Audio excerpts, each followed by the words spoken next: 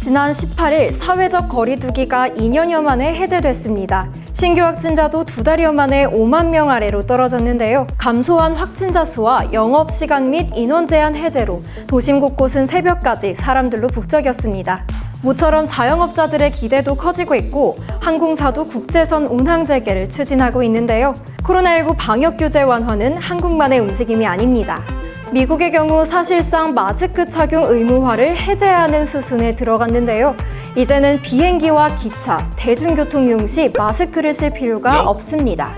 또한 미국 최대 규모의 공항인 시카고 오헤어 국제공항의 무인 순환 전철이 포스트 팬데믹 체제로 전환됐는데요. 하루 24시간, 주 7일 체제로 연중 무휴 운영한다고 합니다. 영국 역시 올해 2월 대중교통시설에서의 마스크 착용을 자율로 바꿨고 프랑스와 독일은 지난달 공공시설 내에서의 마스크 의무 착용 규정을 폐지했습니다. 사우디의 방역 규제 완화도 빼놓을 수 없는데요.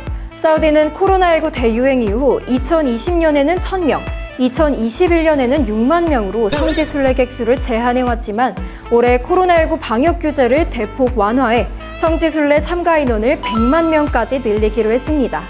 이처럼 세계 각국의 코로나19 방역 기조가 일상 회복으로 전환되고 있는 가운데 여전히 규제를 강화하는 국가도 있는데요. 바로 북한입니다. 북한은 코로나19 팬데믹 발생 이래 단 한 명의 확진자도 없는 청정국을 자처하고 있는데요. 특히 전염성이 강한 오미크론과 델타크론 등을 경계하며 방역 조치 장기화를 대비하고 방역 사업을 더욱 강화해 나가고 있습니다.